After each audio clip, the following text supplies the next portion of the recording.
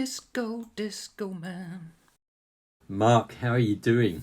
All right, mate, how are you? Oh, I'm hanging in there. So, tell me then, mate, what are we going to be having a little catch up about today? We're both children of the 1960s. I was born 64. I'm assuming you were born 65, 66? 60, oh, you 67. Okay, right. Obviously, by the time the 60s ended, we don't really remember much. So, the 1970s was our childhood years. What do you remember? What do I remember? Well, first of all, Mark, let me just say that I have a very good memory from many years ago. As you know, I have regalia all around me from my childhood, Yes. so I have lots of stuff that speaks to the 1970s. I have a bookcase down there with various annuals that I had when I was a kid from the 70s. Oh gosh, yeah, there's loads down there. So What, the Dandy, Beano, something like that? and all sorts of other things. I should Beryl the Peril. What can I say? What's fantastic about those is the artwork. It's the Scottish publishers, DC, was it? Amazing, absolutely amazing. Okay. What do I remember about the 70s? Well, I really enjoyed being a kid. I really enjoyed being allowed to be a kid, to be able to just grow up and wander around and not have to worry about too much. Probably towards the late 70s, things I started to take a bit more notice of things, but the early 70s, for me, oh gosh, aside from the very specific toys that I used to like, so I grew up with Action Man. When you hear all of this, you'll probably understand why I've ended up doing the type of work that I've done. But Action Man was, the thing, dress him up in different uniforms and go out and fight bad guys. And obviously it would always be Zavor with the Germans. But did he have gripping hands? Well, originally he just had fingers like this and a fixed hand like that. So that was the way he used to do it. You used to have to get the trigger thing in properly and hold under the barrel of the gun properly. But then he got gripping hands, and it was an absolute treat when I'd saved enough Action Man tokens to send off in the post, and then this brown box would arrive, which today would probably imply that you were ordering something from one of those very dodgy shops somewhere. But it's just a brown box. And I'd open it up at the breakfast table and slide out this Action Man. And there he was, gripping hand, eagle eyes, sharpshooter head position, all of this sort of stuff. What people wouldn't have seen is when you did the impression then of coming out of the box, you just looked like it. It's like... I had UFO, the Interceptor, with a massive torpedo on the front. What else did I have? Space 1999, the Eagle Interceptor, big clunky thing. Oh, marvellous. You had all of those great puppet series, didn't you? Thunderbird, yes. Captain Scarlet, Joe 90. They were just amazing. And one of the things that I look forward to most, Mark, was on a Saturday morning. So Friday night would start with... Well, Crackerjack was on, wasn't it? It's Friday, it's 5 to 5, and it's Crackerjack. Yes. That was with Michael Aspel, and then Bernard Cribbin, I think, did some of that as well. Who unfortunately died recently. Right said Fred, early in the morning. Yeah, bless him, rest in peace, etc. Friday night, you'd get a bit of that, and then I'd have Basil Rathbone as Sherlock Holmes. Yeah, that's going back to the 30s. Yeah, but it was shown in the 70s. There was one movie, not Basil Rathbone, but it was Hound of the Baskervilles, black and white, and it starred William Shatner, very early 50s, and it was filmed in America because when they got onto Dartmoor and they went out at night, all you could hear was cicadas. They'd obviously never been to Dartmoor. Obviously never had. So Friday nights, Basil Rathbone, that sort of thing. But Saturday mornings, I don't know if you used to do this, but Saturday morning TV, I'd get up early and TV didn't used to come on like it was today on 24 hours. So it'd come on, I don't know, 7 o'clock in the morning or something with something. And then it would move in at around about 8:30 to Flash Gordon. Do you remember the Flash Gordon, the black and white Flash Gordon? Yes, again, that was a 50s right. or 60s scene. Emperor Ming, and that would then just roll into the kids' Saturday morning TV with Champion the Wonder Horse, the Banana Splits. Na na na na na na na. 1 potato, 2 potato, 3 potato. Brilliant. And the Banana Splits would then divert off into all of these different cartoons, Kazam Kazar or whatever it was, Size of an Elephant, and the Arabian Nights stories and all of this. So I used to just sit there and I used to love all of that going on. That was just fantastic. It was just innocent. It was innocent. And I guess it's typical for a lot of children. I always look back And I just remember the good weather. Everything seemed to be a perpetual summer. It was always golden harvest, corn in the fields. And if it was cold, because you rushed out to slide on the black ice, it was just that kind of thing. It was never rain and dull weather, never. Obviously, a bit of rose-coloured spectacles there. If it was an overall of the 1970s, it's how the decade pushed the limits of clothing acceptability. I mean, polyester, for God's sake. Macho man, towards the late 70s. The clothes that ABBA would wear. I think it was pushing the envelope even then. My mum got divorced when I was quite young, probably about 6, 7. Got married again, but unfortunately they got married at the time of the worst kind of clothing possible. So the wedding photograph shows these massive collars, which are different colour to the rest of the shirts, massive mutton chops on the side. I mean, the clothing went from humdrum. I mean, do you remember early programmes of Monty Python? And they used to film outside. I think it was in Coventry because it was the most boring, typical British town. And if you looked in the background, you'd see old women going by with green macks and these strange headwear. I don't know why that was fashionable. Brown decor in houses. It was all brown and orange. I can remember when we moved into our first house when we got married, and we didn't have enough money to get a carpet. So somebody said, "Oh, I've got an old carpet up in the loft," which I think that your parents gave to me years ago. So it came out of our house originally in the 70s, and it was stored up in this loft. And so they dragged it out and gave us this carpet, and I rolled it out and I thought, oh my goodness, this is so disgraceful. We're going to have to use it for a little while because we've got nothing else and we can't afford anything else. But we had this most disgraceful brown and orange patterned carpet, which had been sat up in a loft for been 30 years or something stupid. And flock wallpaper. Flock, yeah, absolutely. I found, actually, Mark, this man really intrigued me. Oh. So The $6 Million Man was an episode that I saw on television in the 70s. And I hadn't seen the start of it, but all I can remember doing is flicking the TV on, it being on the channel, and the first thing I saw was this man locked up in a cell, kicking the door open and busting it off its hinges, and me as a young boy going, oh, wow, that's amazing, what's that? And it was the $6 Million Man. But let me just go on. Star Wars. Now you're talking. We were lucky enough to have seen when it first came out. Sitting in the cinema, and the first time you see the opening crawl, and then the opening shot of where Princess Leia's ship is being chased, and that just literally seemed to come over your head, and I will never ever forget that. But I've got to say, and I know I'm taking it away from Star Wars here, I apologise, Jaws. I was far too young to go and see it, but I badgered my parents to take me, and they did, foolishly. And the queue was massive. Well, of course, it's a scary movie. And I was literally out of my wits by the time we came out of the cinema. But it was a Saturday afternoon in Leicester. My mum and dad took me to my nan's, where I don't know whether, to this day, she was taking the piss or not. For tea, she had pilchards in tomato sauce, and she put them out on these bloody toast. And I looked at it and I thought, there's no way I'm eating any of that. The most inappropriate food ever.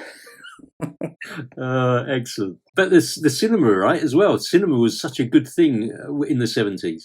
I can remember going into the town where I lived, just outside the little village I lived in. The town was Huntingdon, and we had a Hippodrome cinema. And you could go in on the Saturday morning matinees, and I'd go up there and I'd meet my cousins, and we'd go in and watch a movie and all this sort of thing. And one of the movies that I can remember watching there was something like The World's Fastest Boy, or The World's Fastest Man, and it was about a young kid out in Africa who could run as fast as the cheetahs. And it was amazing. And I guess my love of all things unreal and all things fantastical was sort of been ingrained in me from quite an early age. So this just being able to lose yourself in something quite magical, which moves you away from the mundane. And as we both know, we've both got an interest in those sorts of things. Cinemas were great. It was just a good time, I think.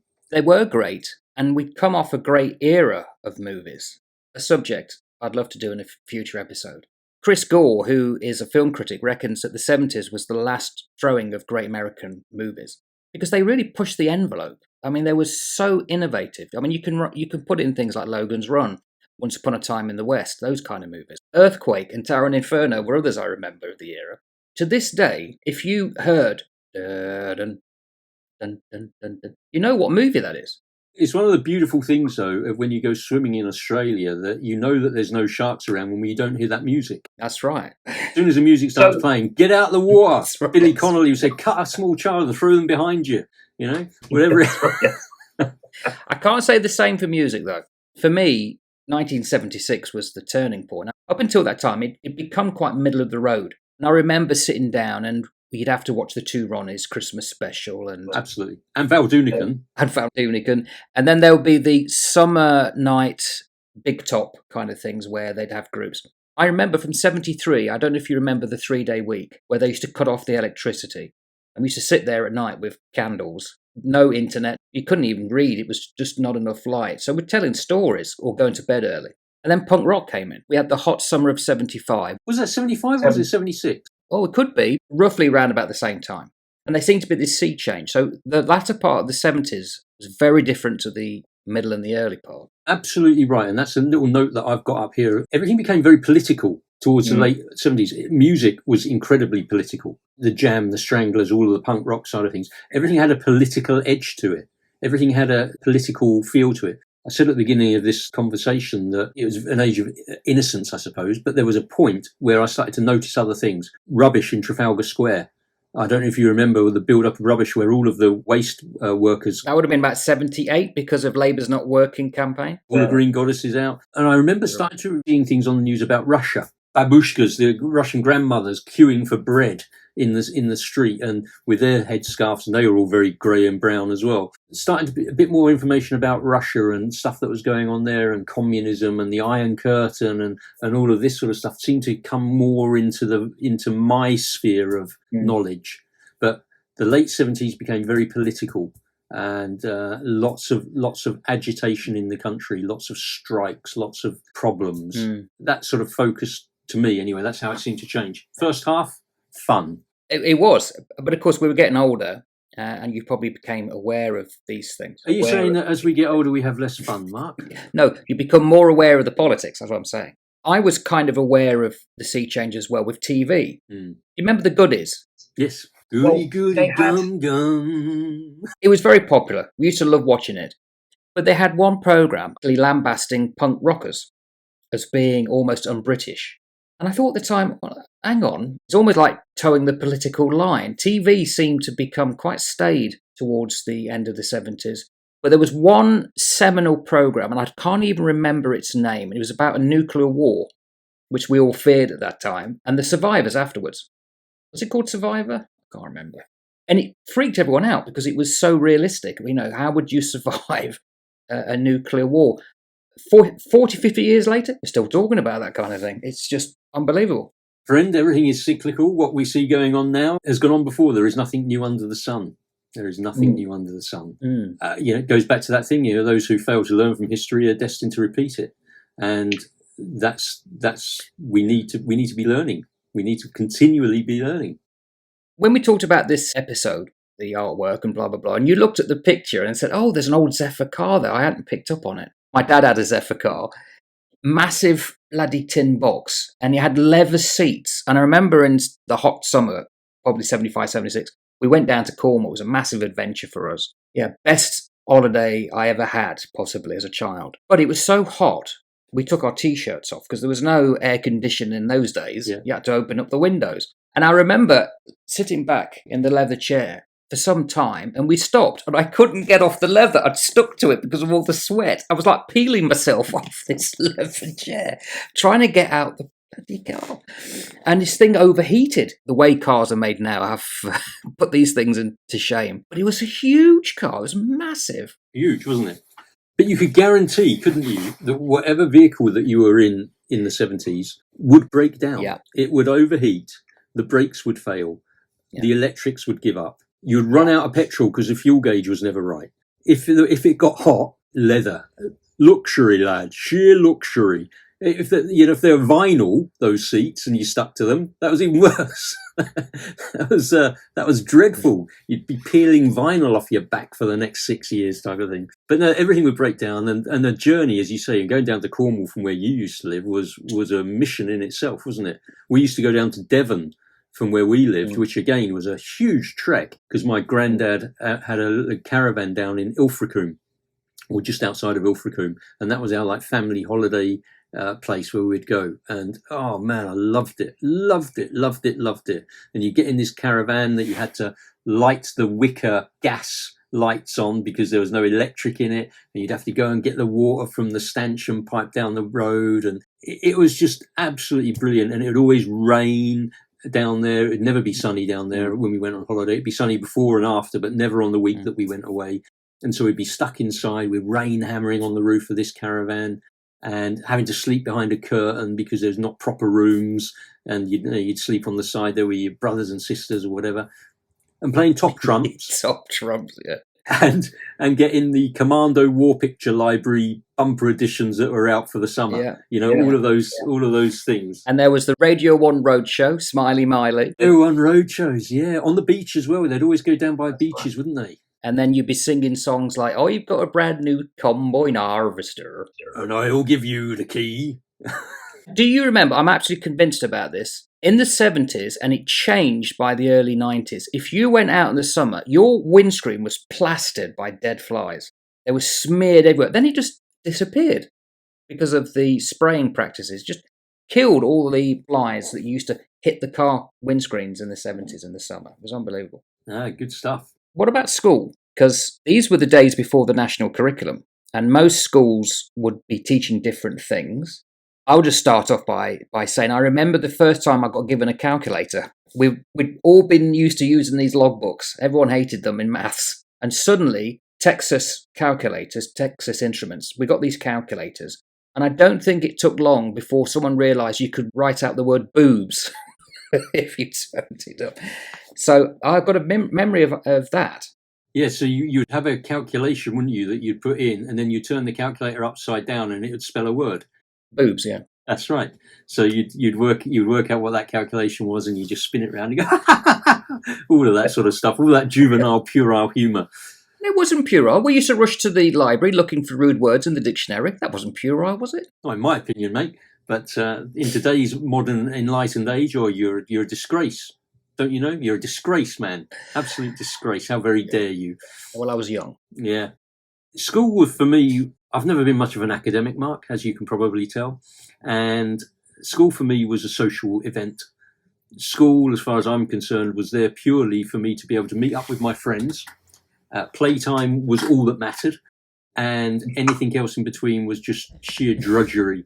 So I longed for the first bell to go for playtime, and then I longed for the next bell to go for home time. And that was pretty much it, mate. I've got lots of memories of school. One of the memories that I have got is I used to have a little square radio, tiny square radio, transistor radio, which was just amazing. And you could hook it around your wrist, and you got like one earplug that you could plug in, a little white earplug with a thing that would stick out about half a mile from your ear because it was that discreet. And I can remember sitting on a fallen down tree in our school playground. So I must have been about 5, 6 years old, maybe. And I'd got one of my best friends sat on one side of this young girl, and me sat on the other side, and she was our girlfriend. And I was holding a hand, and he was holding a hand, and we were listening to "Tie a Yellow Ribbon Round the Old Oak Tree." Oh. My memory similar to that was 10cc, I'm Not in Love. The school had gone on some trip to Beaver Vale, I think, in East Leicestershire, and we had these tents. When I got home, after 2 or 3 days away, my mum was shocked because she reckons I hadn't cleaned myself for 3 days. I had this black rind round the back of my neck. There was a girl there who obviously caught the eye. She was blonde, don't remember her name. And on the bus back, it was this beautiful summer day, and all the corn was turning yellow, and the song "I'm Not in Love" came on, and I've never forgotten it. I can't remember her name, can't even remember what she looks like. Yeah, these little moments, Yeah. as I say, it was all very, very innocent, mate. It was all just innocent. It was good. I had a great childhood. I was really, really, really fortunate, and I thoroughly enjoyed where I grew up, in the village that I grew up in, and with the people around me. Yeah, I was so lucky. That's how I see it. And then disco came along. That's the one, mate, isn't it? Doing cutting all the moves on the dance floor. Yeah, there was the 70s style record company burnt down. It was a disco inferno. Right. Indeed. And the reason I remember this, because at that time, hormones obviously were kicking in, because the Dukes of Hazzard came on and Daisy. Something that we want to watch all the time. And what was it? I don't know. I'm getting mixed up now. Timeline. I don't know if it was about the same time as the Jubilee Street Party, 77. Do you remember that? Yeah, 77. I remember that very well. Yeah. 25th anniversary of Her Majesty. Yes, but to show you how things changed, when that came along, everybody had street parties. I remember it in our street, and we was going to about 2 or 3 o'clock in the morning. I kept playing Status Quo on the record player. But when it came to the other Jubilee, you couldn't do street parties because insurance came in and bylaws, and it was almost impossible to hold them in public in Britain. That's the change that had happened. But I had this memory of literally at night. It was quite warm. It was a lovely, lovely day as well. And just a wonderful, blessed memory that I suppose adds to the overall view that, as you say, it was a lovely, innocent time. I think so. Obviously, there's loads of stuff going on in the background that we were too young to pick up on, which we only pick up on later and going through the 70s and into the 80s. But yeah, it was a great time. It was good fun. It was a really interesting period to be living in and through, in my view. Mm-hmm. Just to finish off, there was a programme recently here in New Zealand. It's a British programme where every episode, it was a mother, father and 2 daughters and a son. They went through one of the decades. I think it started in the 50s, and the next one, their house was retrofitted to like the 60s and the 70s. And they had to live in accordance with the norms of that era. And of course, the 1950s, very restrictive for the lady. She felt as though she was literally like a slave. But the 70s, of all the eras that they did up until, I think, the early noughties, 2000s, they all reckoned that the 1970s was the best decade. Because technology had not come into white people away from doing communal things together, watching TV. And yet a lot of people had more freedom, and it just felt as though life was becoming good after all the austerity of the 50s, 60s. And you ended up with a Sweeney. Da-na-na, da-na-na. And what was the song lyric by Squeeze? How come the misses always look the bleeding same? Call for Cats, wasn't it? Call for Cats, that's right, yeah. As always, lovely to chat to you. A great topic. Look forward to catching up with you again, and we can discuss some other stuff. Okay, mate. Take care now. Look after yourself. Catch you later, fella.